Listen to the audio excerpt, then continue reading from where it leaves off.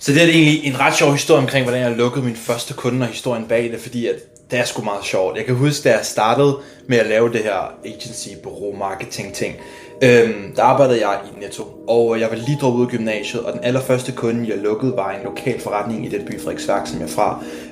Det var en forretning, som solgte sådan nogle interior ting, altså sådan interior, boligindretning, alt til hjemmet-agtige puder og sådan noget. Og jeg tænkte bare, okay, hvordan kan jeg lukke en kunde hurtigst muligt? Så hvad gjorde jeg? Jeg tænkte, okay, det hurtige og det bedste, jeg kan gøre, det er at gå ned i en forretning og høre, om jeg kan lave deres betaling, deres marketing og generelt deres digitale stedværelse.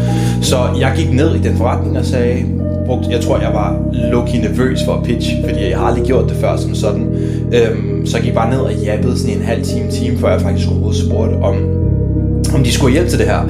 Og så lukkede jeg faktisk gratis og tog ingenting for det. Og så endte jeg med at arbejde sammen med ham her. Jeg tog ud til hans hjem faktisk og skød noget content for ham, sådan virkelig bare sådan over-delivered, fordi det var det, jeg tænkte, det var det bedste at gøre. Det var bare at levere så meget værdi, som jeg overhovedet kunne, fordi det jo var min allerførste kunde. Og det gav så også på det. Fordi det der så skete, det var, at han refererede mig til sin fætter, og den her fætter havde så og har stadig faktisk et fitnesscenter i Frederiksværk, byen, som jeg også lukkede ham i. Og han sagde så, fordi hans fætter havde spurgt, hvem han brugte til det, så sagde han mig. Og så sagde han, at han også skulle bruge noget konsultering på markedsføring, digitale tjenester og sådan noget, så videre. Og på det tidspunkt arbejder jeg jo stadig i Netto. Jeg kan også huske ham her, den her kunde, som faktisk var den første, jeg lukkede. Han spurgte mig faktisk også, da I mødte mig, mens jeg var nede på arbejde i Netto, om jeg ikke kunne lave hans Google Ads for sådan noget 600 kroner om måneden. Og jeg var også tænkt, hvad fuck tror du det her er? Jeg blev så opfindet, fordi han sagde, at 600 kroner om måneden, det er virkelig meget arbejde. Anyway, jeg kommer så til et møde med ham med fætteren, og han spørger så, hvad jeg skal have for det. Og så de her konsulteringstimer, fordi jeg lukkede mig ikke som sådan en retainer, som er det, man normalt gør, hvor man ligesom lukker kunder på en fast månedlig ydelse. Det gjorde jeg ikke der, fordi at det var ikke det, de spurgte om, og jeg tænkte, okay, lad mig bare tage ligesom, hvad jeg kan få her til at starte med, eller bare med erfaring. Men så sagde jeg bare 600 kroner i timen, fordi jeg var sådan, hvad er en god løn for det? Jeg tænkte bare 600 kroner i timen, whatever, off the rip. Og på det tidspunkt, der arbejdede jeg i Netto, hvor man får, jeg var unge arbejder, 15-16 år, så man fik sådan noget, 70-60 kroner i timen, jeg ved ikke, hvad man fik, jeg kan ikke huske det, men i hvert fald ikke 600 kroner i timen. Og det var så det, jeg lukkede ham for, og så startede vi der samarbejde. Jeg så konsulterede dem hos dem op i deres fitnesscenter, ham og hans medarbejdere. Og så her til sidst, der sådan, mod slutningen af samarbejdet, tror vi arbejdede sammen i en måned eller to, der er jeg så i Netto dernede og arbejde, og jeg står og betjener folk i kassen, og så kommer ham her fitnessejeren ned, og jeg får et chok der sammen, fordi jeg sådan, fordi han vidste ikke, jeg arbejdede der, så han var sådan, hold da op, der er du, og sådan noget der, og han betaler mig 600 kroner i timen for mit arbejde, mens jeg står, og for 60 kroner i timen, det er det virkelig det 10-dobbelte, og jeg tænkte bare, what the fuck, og dagen efter det, der havde jeg et møde med ham, så jeg kan tydeligt huske, at jeg bare sådan, hej, og sådan noget, og så sagde han, vi ses i morgen, og jeg havde lige sagt op i Netto på det tidspunkt, så det var faktisk sådan, altså, rent, det skulle 100% ske, men det var sådan dagen inden eller sådan noget, det var min sidste dag, tror jeg. Så det var fucking sjovt, så kom jeg op derefter, og så stoppede vi sådan samarbejde bagefter, det faldt sådan lidt for hinanden, hvilket også gav meget god mening. Men det er så sjovt, hvordan man, især når man starter, går igennem sådan nogle faser, hvor at realiteten ligesom skifter for en. Det er sådan, ting skifter på en måde, hvor man er sådan, hvad foregår der, og det sker naturligt, men samtidig så er det nogle måder, hvor man tit er sådan, what the fuck. Altså, det er ligesom sådan, du ved, jeg kan huske nogle omgange, og nogle gange, hvor jeg har været hos familiemedlemmer og sådan noget, og så har jeg købt nogle fede gaver til deres familie og sådan noget, de har bare ikke kunne forstå det. Og det er tit sådan, når du starter, så skal du igennem sådan nogle faser, som er ukomfortable, og som ligesom også bryder, hvordan andre mennesker ser dig, fordi de er vant til en version af dig, som er i gang med ligesom at forsvinde eller udvikle sig, fordi det er ikke det, de er vant til at se. Så alle de her faser, hvor man ligesom går igennem den her udvikling, det er virkelig nogle sjove ting, jeg kan tænke tilbage på. Og når det så er sagt, så gik det faktisk sådan, at efter jeg havde lukket den her kunde, og jeg samarbejdede med det fitnesscenter der, det var faktisk det gik op for mig også, hvad der var muligt. Fordi at når man går for at være en ungarbejder i Netto til 60 kroner i timen, til så at lukke en kunde på 600 kroner i timen, hvor jeg var sådan, okay, jeg havde 4 timer eller sådan noget om ugen, hvor jeg konsulterede dem, så på en uge tjente jeg mere end på en måned i Netto. Og det var der, hvor jeg var sådan, okay, shit, der er virkelig penge der, jeg kan virkelig gøre det. Jeg kan huske den følelse, den var så crazy, hvor jeg var sådan, 600 kroner i timen, det sagde det lige til, bla bla bla. Det var virkelig vildt, og det handler bare om at bryde de her, ligesom, hvad kan man sige, mentale begrænsninger, man har for sig selv, og ting, som man ikke tror er muligt, fordi at man har ikke set det før, og 600 kroner i timen er en høj løn, altså for en 16-årig, når man ikke har set det før, og når det er det, man tror, at de mest højtuddannede mennesker får i timen, ikke? Så derfor så var det så vildt at, ligesom, at bryde den overbevisning, og det er også derfor, at lige så snart, at de gik op for, at man faktisk kunne det, og jeg fik bevis for det, og min underbevidsthed også ligesom accepterede, at det her, det kan man godt, så gik det faktisk også ret hurtigt. Så begyndte jeg at lukke min næste kunde, og det var så en solbrille webshop, som jeg lukkede og hjalp med at skalere til sådan 130-50.000 kroner om måneden, fra 0 til 30-50.000 kroner om måneden. Efter det så lukkede jeg så et af de største danske fashion brands, og så begyndte jeg ligesom bare at rulle. Og det er også derfor, at hvis du har nogle mentale overbevisninger, hvor du tænker, det er ikke muligt, eller det kan man ikke, og så videre, så kan man seriøst ikke bare sådan snakke sig selv ud af dem. Man kan ikke sådan snakke sig selv til at blive overbevist om noget andet. Man bliver nødt til at have noget konkret, som viser dig, okay, det kan jeg godt. Så for eksempel, et eksempel er, hvis du synes, at 100.000 kroner er mange penge, så er sandsynligheden for, at du laver 100.000 kroner ikke særlig høj, fordi det er mange penge for dig. Indtil at 100.000 kroner ikke er mange penge, så laver du dem højst sandsynligt ikke. Og du kan sagtens sige, at jeg synes ikke 100.000 kroner er mange penge.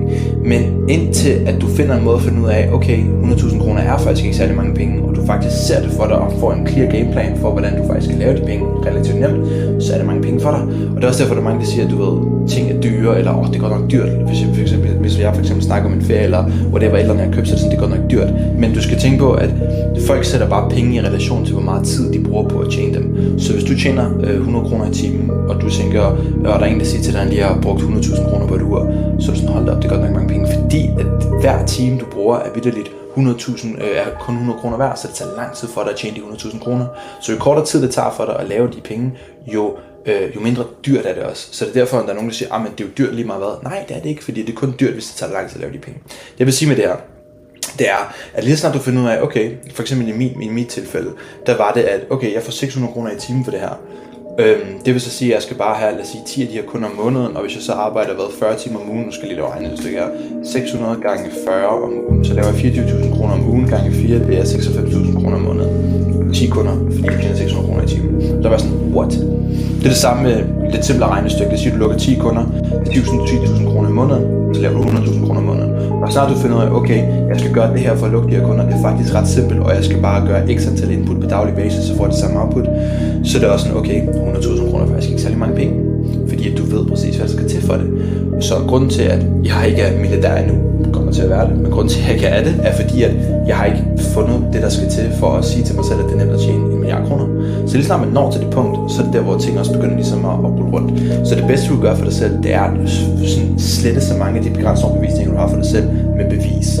Bevis for dig selv, og nogle gange så skal du selvfølgelig bare tvinge det. Man kan sige, at det bevis, det kommer ikke fra, at jeg bare tog action. Altså sådan, det er det gode ved ligesom at prøve at snakke sig selv ud af det, overbevise sig selv for det, fordi det er sådan bare sådan mentalt, fordi at så prøver du at opsøge måder, hvor du ligesom kan backe det med sådan et oprigtigt bevis. Så lad os sige, indtil at jeg tænkte, inden jeg tjente 600 kroner i timen, på det tidspunkt jeg var 16 år, der tænkte jeg 600 kroner i timen var mange penge, men jeg sagde til mig selv, at det var det ikke. Og så begyndte jeg at lede efter muligheder, hvor jeg kunne bevise det for mig selv. Og så lukkede jeg kun 600 kroner i timen, og så var det rigtigt.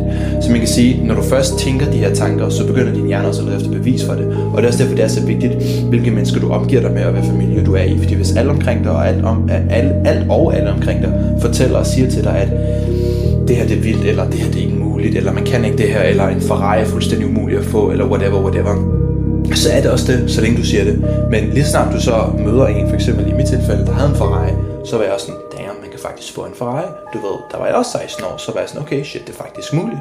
Let me do that shit. Altså sådan, og igen, du ved, ikke at det er nemt eller noget, men det er så vigtigt at eksponere sig selv for de her ting, fordi ellers så går det ikke op for dig, at du faktisk kan, fordi at sådan fungerer hjernen bare. Og når du først har set det, så kan du ikke unsee det. Du kan ikke unsee det, når du har set det. Jeg så lige en video med nogle gutter, der brugte deres nytår i det, der hedder St. Barts, og det er ligesom sådan en karibisk sted, karibisk ø, hvor vitterligt alle verdens milliardærer tager til for nytår. Altså det er den mest koncentrerede sted af milliardærer i hele verden på det tidspunkt af året. Der er flere 100 superyachts, altså jeg tror vist nok, der er flere 1000 superyachts, altså de største yachts, Jeff Bezos, Walmart founders, alle de der kæmpe founders, de er der. Og jeg så en video med, at han stod op på sin egen båd, gik ud på toilettet, kiggede ud af vinduet, da han sked på toilettet, og så han Walmart yacht, sådan $400 million yacht, og den båd han var på var sådan, altså så lille her i forhold til den, og så havde han lige lavet sin mål for 2026, og så tænkte han, fuck, jeg blev nødt til at tænke større.